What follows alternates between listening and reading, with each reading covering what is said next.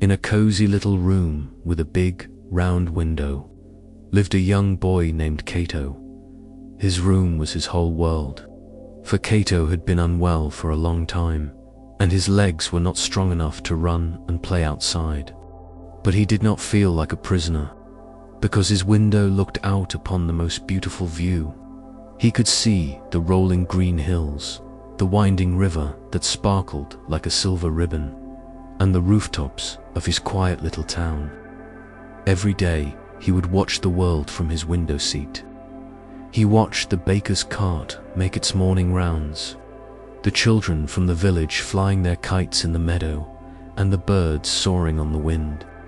He knew the world so well from his window that he felt he had visited every part of it. At night, he would watch the moon and the stars, imagining what it would be like to fly among them. He longed, more than anything, to feel the cool night air on his face and to see his little town sleeping under a blanket of stars. But his body, who was tired, and his world remained confined to the four walls of his room, a gentle observer of the adventures he wished he could have. One afternoon, as Kaito was watching the clouds drift by, his grandmother, Obasan, came into his room. She moved with a slow, quiet grace, and she always smelled of green tea and kindness. She saw the longing in Kaito's eyes as he looked out. The window and her own kind eyes softened with love and understanding. "When you cannot travel with your feet, my little one," she said softly, her voice as gentle as rustling silk, "you must learn to travel with your hands and with your heart." She was carrying a small, flat box wrapped in beautiful paper. She sat down beside him on the window seat and placed it in his lap. Kaito carefully opened it. Inside, nestled on a piece of soft silk, was a single, perfect square of the most beautiful white paper he had ever seen. It was not ordinary paper. It seemed to shimmer with a faint inner light, and it felt both as soft as a feather and as strong as a leaf. "This is dream paper," Obasan explained. "It is said that if you fold it with a pure and happy wish in your heart, it can create a little bit of magic. Today, we will not just make a paper toy, we will make a friend." Kaito looked from the magical paper to his grandmother's smiling, wrinkled face, a spark of new and wonderful curiosity lighting up his tired eyes. "We will make a suru," Obasan said, "a crane. It is a bird of happiness and long life." Her own old, wrinkled hands, which were so full of grace and experience, took the paper first to show him. She handled it with a deep reverence, as if it were a precious thing. "The most important part of origami is not the sharpness of the crease," she whispered, "but the kindness in your heart as you fold." She made the first fold, a perfect, crisp line down the middle, and as she did, a faint, shimmering golden thread of light seemed to flow from her fingertips into the paper. She showed him how to make a mountain fold and a valley fold, how to press down firmly but gently. Then she gave the paper to Kaito. His own small hands were clumsy at first. His folds were not as straight, and his corners were not as sharp. But he remembered his grandmother's words. He did not get frustrated. He poured all of his longing, all of his dreams of flying and of seeing the world, into each and every crease. He thought of the wind under a bird's wings as he folded the wings. He thought of the graceful neck of a swan as he shaped the birds. Long neck, he was not just folding paper. He was folding his greatest wish into a physical form. And with every fold, the paper seemed to grow warmer in his hands, its inner light growing just a little bit brighter. After many careful folds, and with his grandmother's gentle guidance, it was finished. Resting in the palm of Kaito's hand was a beautiful, perfect origami bird. Its wings were sharp and elegant, its neck was graceful, and it seemed to hold a silent, sleeping magic within its crisp, white form. Kaito was filled with a deep sense of pride and accomplishment. He had created something beautiful with his own 2 hands. "He needs a name," Obasan said with a smile. Kaito looked at the paper bird, and then out the window at the endless blue. "Sky, Sora," he whispered. It was the word for sky, the place he most wanted to go. He carefully placed Sora on the wide windowsill, positioning him so he was looking out at the world, as if ready to take flight. As the sun began to set, casting long, golden rays into his room, Kaito leaned close to the paper bird. He closed his eyes and made his wish, the wish he had poured into every fold. "I wish I could fly with you, Sora," he whispered, his voice full of a deep and quiet longing. "I wish we could see the world together just for one night." He felt a little silly making a wish on a paper bird, but the magic felt so real, he couldn't help it. That night, Kaito fell into a restless sleep, his dreams filled with the familiar longing of watching the world from his window. As the night grew deep and the house fell completely silent, a bright full moon rose in the sky, its silvery light pouring through the round window. The moonbeam fell directly upon the little paper bird, Sora, who sat still and silent on the windowsill. As the moonlight touched the dream paper, a soft, magical glow began to emanate from within it. The sharp, folded creases began to shine, with a warm, golden light tracing the outline of the bird. Then, with a movement so gentle it was almost imperceptible, one of its paper wings gave a tiny, soft flutter, then the other. Sora slowly lifted his head, the folded corners of his paper face seeming to look around the room with a newfound awareness. He was no longer just a piece of folded paper. He was alive.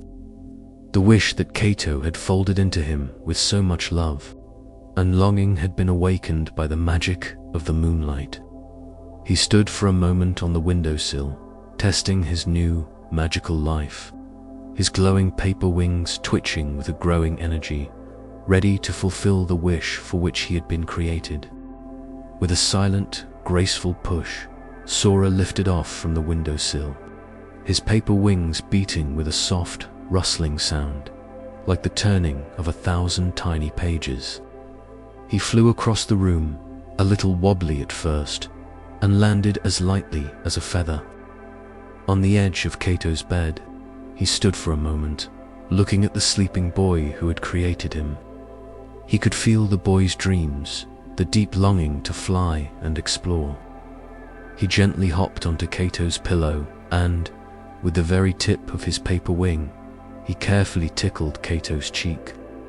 Kaito stirred in his sleep, his nose twitching. Sora tickled him again, a little more insistently this time. Kaito's eyes slowly fluttered open. He was not alarmed or frightened to see the glowing paper bird standing on his pillow. In the strange, magical logic of the night, it felt completely normal. Sora looked at him, and though his face was only folded paper, his eyes, made from the sharp corners of a crease, seemed to sparkle with an invitation. He gave a little hop towards the open window and then looked back at Kaito, a clear, unspoken question in his posture. "Are you ready for your adventure?" A slow, wondrous smile spread across Kaito's face. His wish, it had come true. Kaito carefully got out of bed, his heart thumping with a joyful, magical energy he hadn't felt in a very long time. He felt light, as if his tired legs were no longer heavy. Sora, the glowing paper bird, fluttered from the bed and hovered in the air before him, waiting. As Kaito took a step towards the window, a strange and wonderful thing happened. He felt a gentle, lifting sensation, as if a soft, invisible hand were helping him to float. His feet lifted off the wooden floor. He wasn't walking, he was hovering, an inch above the ground. He looked at Sora and he saw it a faint, shimmering, golden thread of light that now connected his heart to the glowing paper bird. It was the magic of his wish, the bond that now tied them together.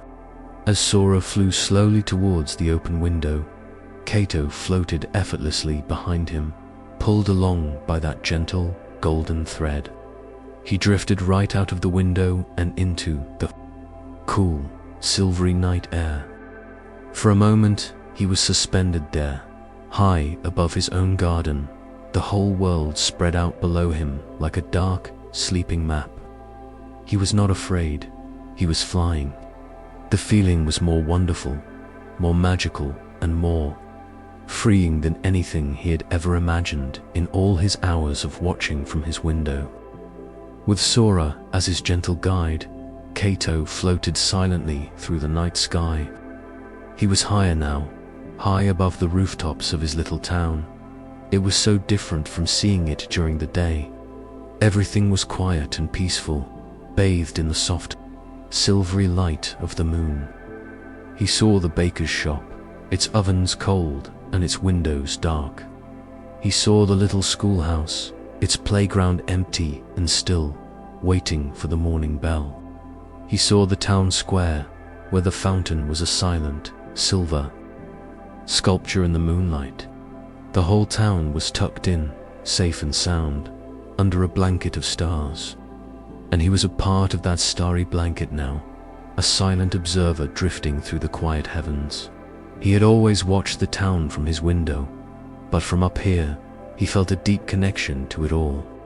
He was like a friendly little moon himself, watching over all the sleeping houses and dreaming gardens. He reached out his hand and imagined he could touch the very top of the church steeple as they floated past. This was not a dream, it was real, and it was more beautiful than any dream he had ever had. Sora then guided him away from the town and towards the dark, whispering woods. As they flew over the treetops, they saw other creatures of the night who were just waking up.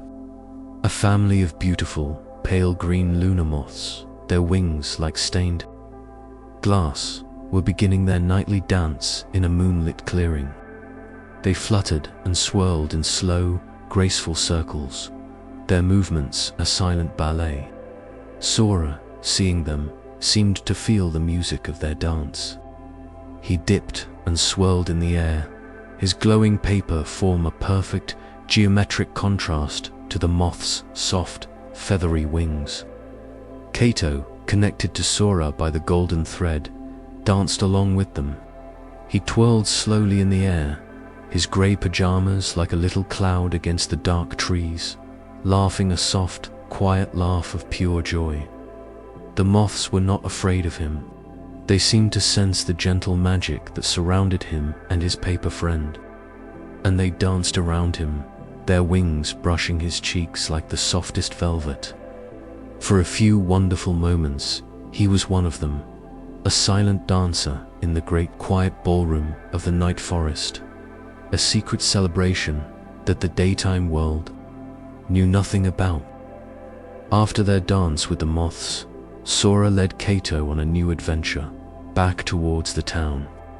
But he didn't take him to the ground.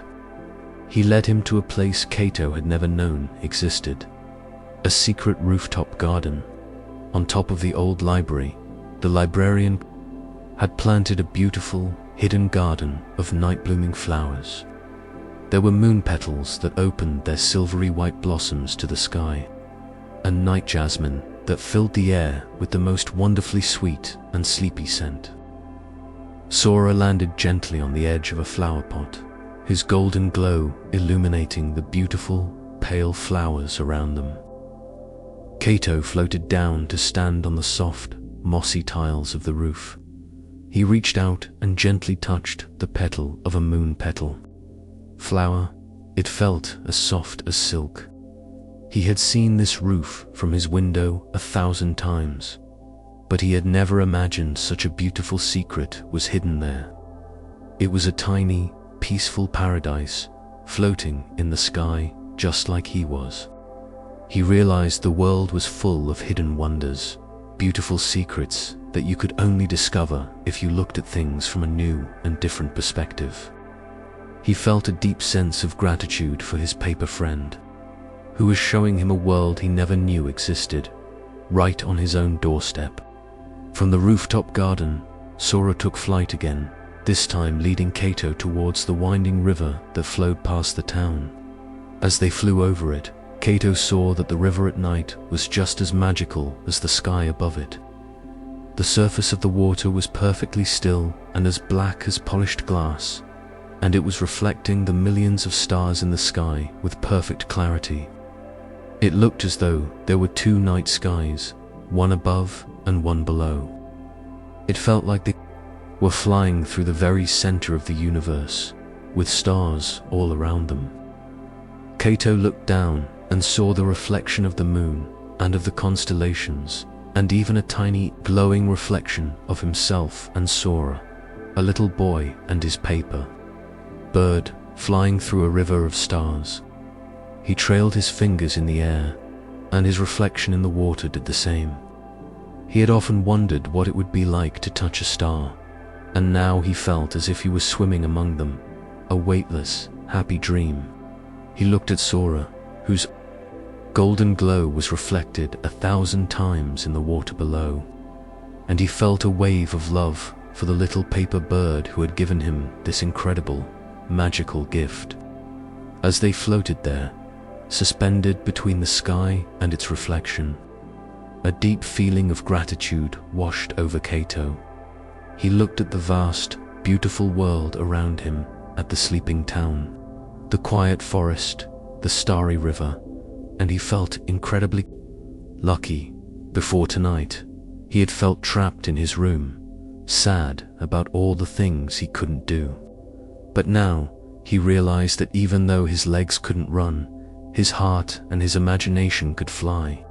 He looked at Sora, who had now come to rest, hovering patiently in the air before him. The little paper bird tilted its head, its folded paper eyes seeming to look at him with a deep, quiet understanding. "Thank you, Sora," Kaito whispered, his voice full of emotion. "Thank you for showing me all of this." The golden thread that connected them pulsed with a warm, bright light in response to his words. Kaito understood that Sora was not just a magical creature. He was a piece of his own hope, a wish that had been given wings. And he was a gift from his grandmother, a gift of love and understanding that was more powerful than any medicine. He knew he would never forget this night, or the beautiful, silent friend who had shared it with him. As the first hint of grey began to soften the eastern sky, Kaito felt a small, gentle tug on the golden thread. It was time to go home. The magic of the night would only last until the first ray of sunrise. Sora led the way, flying surely and steadily back towards the little house on the hill. Kaito floated behind him, his heart full and his mind at peace. He took one last look at the world from above. He saw the lunar moths fluttering back to their leaves, their dance now over.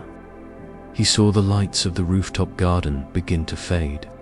As the flowers prepared to close for the day, he saw the stars in the river begin to disappear as the sky grew lighter. He was not sad that the adventure was ending. He felt a deep contentment. He had seen the magic, and he knew now that it would always be there, waiting for him in the quiet of the night. They flew back to his round attic window, which was now beginning to glow with the pale, rosy light of dawn. The journey was over, but Kaito knew that the feeling of freedom and wonder it had given him would stay with him forever. They floated silently back into the familiar, cozy room. As Kaito's feet touched the wooden floor with a soft bump, the golden thread connecting him to Sora flickered and then faded away. He could feel the weight return to his legs, but his heart still felt incredibly light. Sora flew one last, graceful circle round his head before landing gently back on the windowsill, in the exact same spot where Kaito had left him. As the first true ray of sunlight streamed through the window and touched the paper bird, its magical golden glow began to fade. The sharp, glowing creases softened, and the inner light went out. He was once again a simple, beautiful, and perfectly still origami bird. But Kaito knew he was more than that. He was a keeper of secrets, a companion of the night, and a friend. Kaito walked over and gently stroked one of his paper wings. "I'll see you tonight," he whispered, making a silent promise, and he knew, with all his heart, that when the moon was high in the sky again, his friend would be waiting for him, ready for another magical flight. When Kaito's grandmother came in later that morning, she found him not in his bed, but sitting on his window seat, looking out at the world with a bright and happy smile. The tired, wistful look was gone from his eyes, replaced by a cheerful, energetic sparkle. "You look like you slept very well, my little one," Obasan said, her own eyes twinkling. Kaito just smiled. "I had the most wonderful adventure, Grandma," he said. He didn't tell her about the flight, or the moths, or the rooftop garden. He knew it was a special secret just for him and Sora. But his grandmother seemed to understand.